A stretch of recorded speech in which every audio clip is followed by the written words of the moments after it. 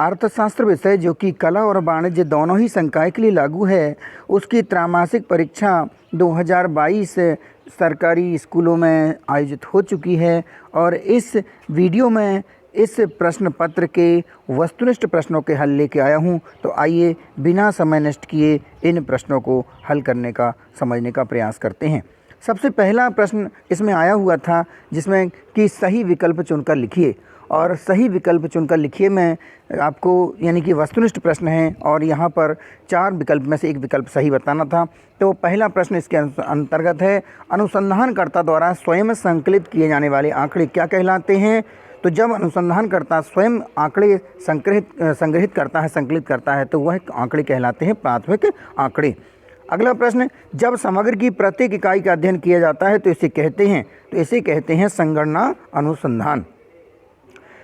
अगला प्रश्न, किसी पाई चार्ट के केंद्र पर कुल कोण होता है। तो पाई चार्ट के केंद्र पर 360 डिग्री का कोण होता है। अगला प्रश्न, 1 3 5 7 9 का अंकगणितीय माध्य होगा। तो हम सबको इनको जोड़ लेंगे। इनका जोड़ आ रहा है 25, यानी आप देख भी सकते हैं 3 और 1 4, 4 और 5 9, 9 और 7 16, 16 और 9 25। और जब हम 25 में 5 से भाग देंगे तो 5 हमारा उत्तर हो जाएगा, यानी अंकगणितीय माध्य या समांतर माध्य 5 हो जाएगा। इसके बाद अगला प्रश्न है, गणना के समय धन और ऋण चिन्हों को ध्यान नहीं दिया जाता है। तो यह माध्य विचलन में ध्यान नहीं दिया जाता है। अगला प्रश्न, सहसंबंध गुणांक सदैव होता है। तो सहसंबंध गुणांक सदैव ऋण 1 और धन 1 के बीच होता है। इसके बाद में प्रश्न दूसरा है, रिक्त स्थानों में सही विकल्प चुनकर लिखिए। रिक्त स्थान है लेकिन इसमें भी आपको 3 विकल्प दिए हुए हैं प्रत्येक रिक्त स्थान के लिए, और उनमें से ही आपको एक सही विकल्प चुनकर लिखना है।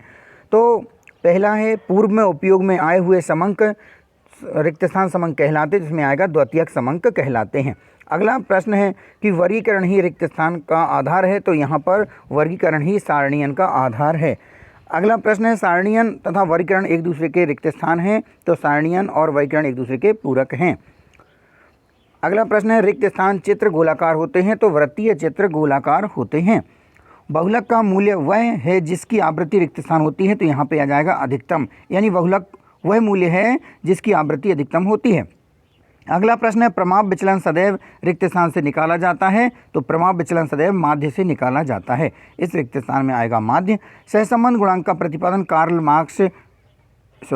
यहाँ पर सहसंबंध गुणांक का प्रतिपादन रिक्त स्थान ने किया। तो सहसंबंध गुणांक का प्रतिपादन कार्ल पियर्सन ने किया।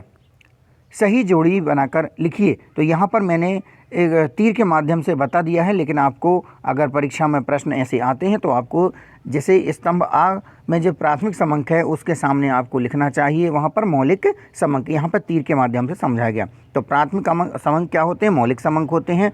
मध्य बिंदु उच्च सीमा और निम्न सीमा के औसत के बराबर, यानी कि उच्च सीमा और निम्न सीमा को हम जोड़ते हैं और 2 से भाग देते हैं, तब निकल के आता है मध्य बिंदु। एक विमा चित्र, तो यह होता है दंड चित्र। गणितीय माध्य, जिसे हम समांतर माध्य भी कहते हैं। विस्तार हम जानते हैं, विस्तार में सबसे बड़ा मूल्य और सबसे छोटे मूल्य का जो अंतर होता है वह विस्तार होता है। सहसंबंध की अनुपस्थिति r बराबर 0। इस प्रकार से ये सही जोड़ी हो जाएंगी। सही जोड़ी के बाद हम देखते हैं सत्य। पहला है कि सरकारी प्रकाशन द्वितीयक समंक होते हैं, यह कथन सत्य है। सारणीयन समंकों का पंक्तियों एवं स्तंभों में व्यवस्थित प्रस्तुतिकरण है, तो यह कथन सत्य है। दंडों के बीच समान अंतर रहता है, यह कथन भी सत्य है। समांतर माध्य में पदों को आरोही क्रम में लिखना अनिवार्य है, यह कथन असत्य है, क्योंकि हम पदों को आरोही क्रम में किस में लिखते हैं? जब हम मध्यिका की गणना करते हैं। पूर्ण सह संबंध धन ऋण 1 होता है, यह कथन सत्य है। मानवीय आवश्यकताएं अनंत होती हैं, यह कथन भी सत्य है। अगला जो प्रश्न है, एक शब्द में उत्तर लिखिए। एक वचन के रूप में सांख्यिकी को क्या कहा जाता है? तो एक वचन के रूप में सांख्यिकी को सांख्यिकी विधियां कहा जाता है। उस समंक का नाम बताइए जिनका संग्रहण अधिक खर्चीला होता है। तो उस समंक का नाम प्राथमिक समंक है जिनका संग्रहण अधिक खर्चीला होता है। सारणी में टिप्पणी कहाँ लिखी जाती है? तो सारणी में टिप्पणी नीचे लिखी जाती है। अगला प्रश्न है, संचयी आवृत्ति वक्र को क्या कहा जाता है? तो संचयी आवृत्ति वक्र को तोरण या एजाइव वक्र कहा जाता है। अपकरण की कौन सी माप सबसे अधिक विश्वसनीय है? तो अपकरण की जो प्रमाप विचलन माप है वह सबसे अधिक विश्वसनीय है।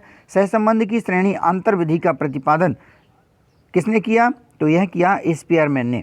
एक जो अगला प्रश्न है इसमें कि बहुवचन में सांख्यिकी से क्या अर्थ है? तो बहुवचन में सांख्यिकी को कहते हैं समंक, और समंक कहते हैं बहुवचन में सांख्यिकी को, समंक या सांख्यिकीय सामग्री।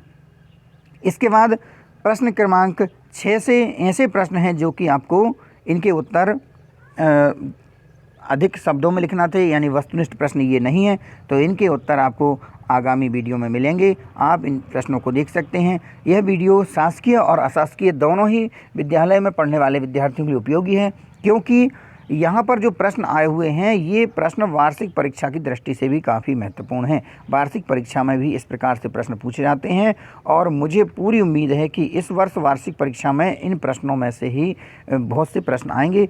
लगभग ये मान लीजिए कि लगभग 20 अंक के प्रश्न इन्हीं प्रश्न पत्र में से आना है। तो आप इन प्रश्न पत्र को अच्छे से हल करें। आप जैसे मान लीजिए प्रश्न 2 दिए हैं, जैसे 16वां प्रश्न एक अच्छी प्रश्नावली के 3 गुण लिखिए और उसका अथवा भी दिया हुआ है, तो आपको इन दोनों ही प्रश्नों की अच्छे से तैयारी करना है। आप परीक्षा में हल करके आ गए हैं, अच्छी बात है। आप लेकिन इन प्रश्नों को अपनी कॉपी में नोट करें और अच्छे से इनके हल तैयार करें। अपनी कक्षा अध्यापक से इसके बारे में आप और जानकारी ले सकते हैं। आप सबने इस वीडियो को देखा। वीडियो देखते तो बहुत से विद्यार्थी हैं, बहुत से हमारे साथी देखते हैं, लेकिन उसको ना तो लाइक करते हैं ना कमेंट करते हैं। और यदि आपने अभी तक इस चैनल को सब्सक्राइब नहीं किया है तो सब्सक्राइब करने की कृपा करें, ताकि आपको वीडियो की आगे जो वीडियो बनाया जाए उसकी जानकारी समय से मिल सके। आप सबने इस वीडियो को देखा, बहुत बहुत धन्यवाद।